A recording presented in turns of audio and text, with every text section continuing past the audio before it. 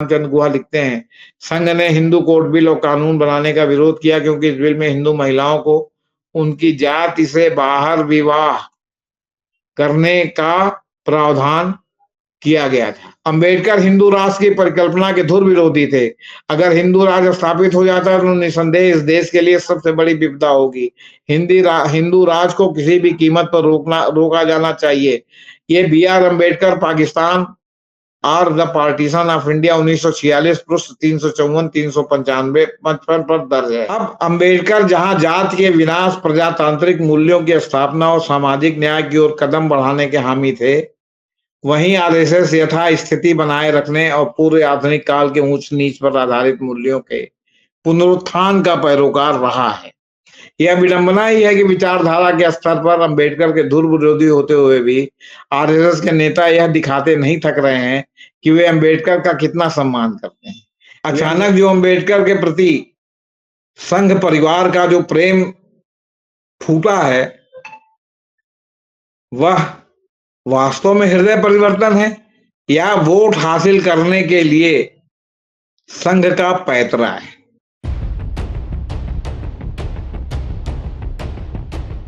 कुछ दिनों से राष्ट्रीय स्वयंसेवक संघ, जो भाजपा का मात्र संगठन है, और भाजपा डॉक्टर भीमराव अंबेडकर के गुणगान करने में लगी हुई है। अब ये अचानक जो अंबेडकर के प्रति संघ परिवार का जो प्रेम फूटा है,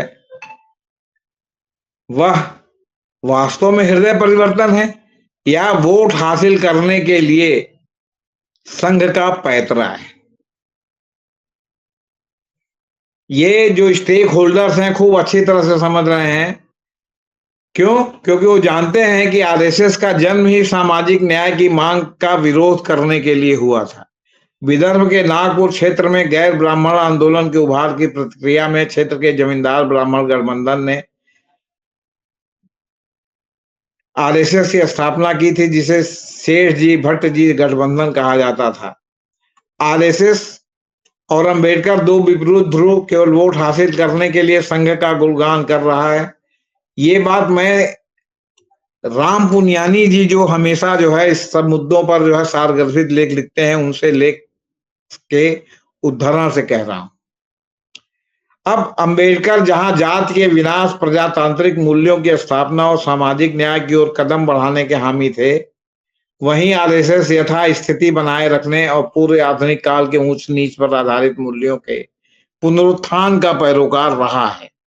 यह विडंबना ही है कि विचारधारा के स्तर पर अंबेडकर के धुर विरोधी होते हुए भी आरएसएस के नेता यह दिखाते नहीं थक रहे हैं कि वे अंबेडकर का कितना सम्मान करते हैं। वे अंबेडकर का जन्मदिन मनाते हैं, उनकी पुण्यतिथि पर भी आयोजन कर रहे हैं। कोई आश्चर्य की बात नहीं कि अपने वार्षिक विजयदशमी कार्यक्रम में आरएसएस मुखिया मोहन भागवत ने 24 अक्टूबर 2023 को अपने अनुयायियों का आह्वान किया कि वे अंबेडकर के भाषण पढ़ें, विशेषकर संविधान सभा में दिए गए उनके अंतिम 2 भाषण। यही नहीं, भागवत ने अंबेडकर की तुलना संघ के संस्थापक और उसके प्रथम सरसंघ चालक डॉक्टर केबी हेडगेवार से भी किया। आरएसएस समर्थक हमारे गौरवशाली अतीत के नाम पर अंबेडकर के संघर्ष, उनके प्रयासों का विचारधारात्मक स्तर पर विरोध करते रहे हैं, लेकिन इन लोगों के लिए कब पलटी मारना, वोट के लिए कब पलटी मारेंगे, इसके लिए इनको कोई शर्म और लिहाज नहीं है। ये भूल जाते हैं कि कल इन्होंने क्या कहा था और आज ये क्या कह रहे हैं। तो महाराष्ट्र में दलित जागृति की शुरुआत ज्योतिराव फूले से हुई थी, जिन्होंने दलितों को स्कूलों में प्रवेश दिलाने के लिए संघर्ष किया। इस वर्ग में जागृति लाने के काम को डॉक्टर अंबेडकर ने आगे बढ़ाया। उन्होंने 1920 में अपना समाचार पत्र मूक नायक शुरू किया। 1923 में बहुजन हितकारिणी सभा की स्थापना की। इन सब से दलितों का आत्मविश्वास बढ़ा और वे अपने अधिकारों के प्रति जागृत हुए।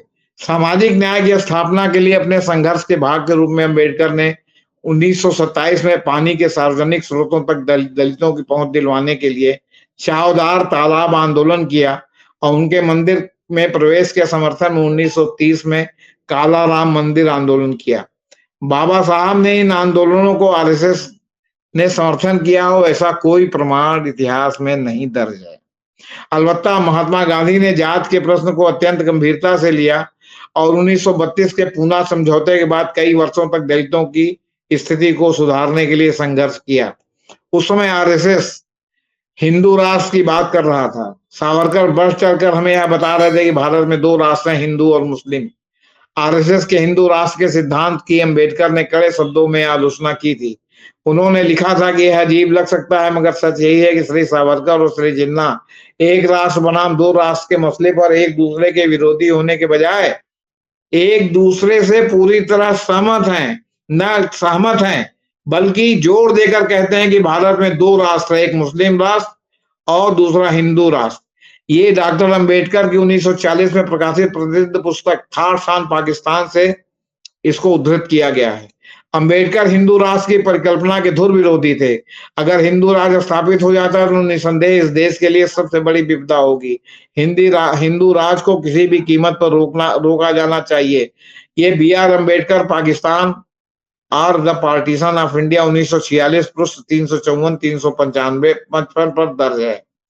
वे बहुसंख्यकवाद, जिसका भारत के संदर्भों में अर्थ है बहुसंख्यक हिंदू समुदाय का राज, के विरोधी थे और यही भागवत के नेतृत्व वाले आरएसएस की विचारधारा है, जिसका बचाव करते हुए नरेंद्र मोदी पूछते हैं कि बहुसंख्यकवाद में आखिर बुराई क्या है। संविधान के अंतिम मसौदे के प्रस्तुतिकरण के बाद इसके विरोध में आरएसएस का अनाधिकारिक मुखपत्र ऑर्गेनाइजर खुलकर सामने आया था। उसने भारतीय संविधान पर तीखा हमला बोला था। अपने 30 नवंबर 1949 के अंक में संपादकीय में ऑर्गेनाइजर ने लिखा था, भारत के नए संविधान के बारे में सबसे खराब बात यह है कि उसमें कुछ भी भारतीय नहीं है। उसमें प्राचीन भारतीय संवैधानिक कानून, संस्थाओं, नामावली और शब्द विन्यास का जरा सा अंश नहीं है।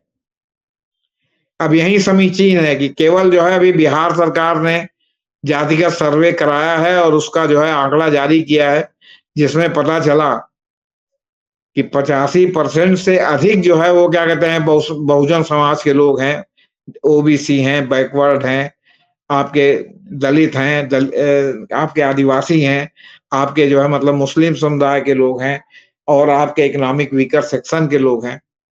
अब आप बताइए, और ये बहुसंख्यकवाद जो है वो क्या कहते हैं, तो बहुसंख्यकवाद का क्या है मतलब? आप सवर्णवाद सीधे सीधे कहिए, अब वो शब्दावली बदल गई। अंबेडकर द्वारा तैयार किया गया हिंदू कोड बिल समाज पर पितृसत्तात्मक सत्ता की पकड़ कम करने और महिलाओं की समानता स्थापित करने की दिशा में एक महत्वपूर्ण कदम था। आरएसएस के नेतृत्व में दकियानुसी ताकतों ने हिंदू कोड बिल पर जबरदस्त हमला किया। आधुनिक भारतीय इतिहास के जाने माने अध्येता रामचंद्र गुहा लिखते हैं, संघ ने हिंदू कोड बिल और कानून बनाने का विरोध किया क्योंकि इस बिल में हिंदू महिलाओं को उनकी जाति से बाहर विवाह करने का प्रावधान किया गया था। उनको तलाक लेने का अधिकार दिया गया था, उत्तराधिकार में संपत्ति प्राप्त करने का अधिकार दिया गया था, लेकिन हिंदू कोड बिल का विरोध हो गया। सन 1949 में आरएसएस ने इस बिल के खिलाफ पूरे देश में सैकड़ों बैठकें और विरोध प्रदर्शन आयोजित किए। इनमें साधु संतों को भाषण देने के लिए बुलाया गया। यही नहीं, ये उस समय के जो तत्कालीन हिंदू समाज में जो पुरुष वर्ग था, वो पितृसत्तात्मक सत्ता को चुनौती मिलने के कारण पुरुष वर्गों में भी अधिकांश लोग जो है वो क्या कहते हैं, हिंदू कोड बिल के जो है वो विरोध में थे कि मतलब इसकी वजह से जो है महिलाओं को जो है बराबर की हिस्सेदारी और महिलाओं को भी बराबर का अधिकार मिलेगा, जब कि पितृसत्तात्मक सत्ता में महिलाएं जो है वो पुरुषों की गुलाम है। संविधान सभा ने संविधान में अनुसूचित जातियों जनजातियों के लिए आरक्षण का प्रावधान किया। इन प्रावधानों को मुंह जबानी प्रचार के जरिए बदनाम किया गया, जिसके नतीजे में 1981, 80-81 में और फिर 85 में गुजरात में दलित विरोधी हिंसा हुई। इस तरह मंडल आयोग की सिफारिशों को अपरोक्ष रूप से विरोध करने के लिए राम मंदिर रथ यात्रा, जिसे कमंडल यात्रा कही गई, ये शुरू हुई और पार्टी के वरिष्ठ नेता अटल बिहारी वाजपेयी ने कहा कि वे मंडल लाए तो हम कमंडल लाए। यह भी देशवासियों है कि संघ परिवार ने बाबरी मस्जिद को गिराने के लिए 6 दिसंबर का दिन चुना, जो कि अंबेडकर की पुण्यतिथि है। वह इस दिन जो प्रजातांत्रिक मूल्यों के महत्व को रेखांकित करता है कि महत्ता कम करने का रणनीतिक प्रयास था। जहां तक धार्मिक अल्पसंख्यकों का प्रश्न है, अंबेडकर उनकी सुरक्षा के लिए समग्र प्रावधान के हामी थे। यद्यपि उन प्रावधानों को कभी पूर्णतः लागू नहीं किया गया, मगर उन्हें लागू करने के प्रयासों को भी अल्पसंख्यकों का तुष्टीकरण बताया जाता है। बाबा साहब बंधुत्व के पैरोकार थे। बंधुत्व का भाव बहुसंख्यवादी राजनीति का विलोम है, माने उल्टा है। बहुसंख्यवादी राजनीति तो अल्पसंख्यकों के खिलाफ नफरत फैलाती है, जिसके नतीजे में हिंसा होती है और समाज का ध्रुवीकरण होता है। अम्बेडकर के लिए सामाजिक प्रजातंत्र के बिना राजनीतिक प्रजातंत्र अधूरा था। वे जाति के उन्मूलन के पैरोकार थे। इसके विपरीत आरएसएस ने सामाजिक समरसता मंचों की स्थापना की। संघ की दृष्टि में जातियां हिंदू धर्म का अभिन्न भाग है और हिंदू धर्म को मजबूती देती हैं। यही इन दोनों विचारधारात्मक धाराओं के में मूल विरोधाभास है। हिंदू बहुसंख्यवादी राजनीति जातिगत पराक्रम पदक्रम के नए नए नामों से बचाए रखना चाहती है। वह भारतीय संविधान में केवल शाब्दिक आस्था रखती है। संघ के चिंतक कहते हैं कि भारत एक सभ्यतागत राज्य, मनुस्मृति जैसी पवित्र पुस्तकों में निरूपित जातिगत और लैंगिक मूल्यों के प्रतीक है, जिसके लिए संविधान उतना महत्वपूर्ण नहीं है। अंबेडकर के धुर विरोधी होते हुए संघ परिवार केवल नाम के लिए उनका गुणगान कर रहा पिछले कुछ समय से, और अब तो उन्हें उद्धृत भी करने लगे, उनका उदाहरण भी देने लगे। यह सब केवल वोट हासिल करने की कवायद है। अब जो अंबेडकरवादी हैं उन्हें ये देखना है कि उनके छत्र बहुसंख्यक हितों को आरएसएस के हाथों बेचने के लिए तो तत्पर नहीं है, क्षणिक लाभ के लिए। और ये उनको बहुसंख्यवादियों को या आरएसएस को जवाब देने के पहले अपने छत्रपों को यह संदेश देना पड़ेगा कि आप हमारे हितों को का सौदा जो है वो आरएसएस के हाथों नहीं कर सकते। आप अपने क्षणिक लाभ के लिए आप जो है क्या कहते हैं, हमको भविष्य के गर्त में अंधेरे में धकेले नहीं रख सकते। और अगर वो ऐसा नहीं करेंगे तो उनके हित बिक जाएंगे, ऐसा मेरा व्यक्तिगत मानना है। तो सवाल इस बात का है कि आखिर जो बहुत सी बातें जो हिंदू कोर्ट बिल में थी उसको अब सुप्रीम कोर्ट ने महिलाओं को जो है वो क्या कहते हैं, बेटियों को जो है पिता की संपत्ति में अधिकार दिया है। महिलाओं को बहुत सा अधिकार हुआ है।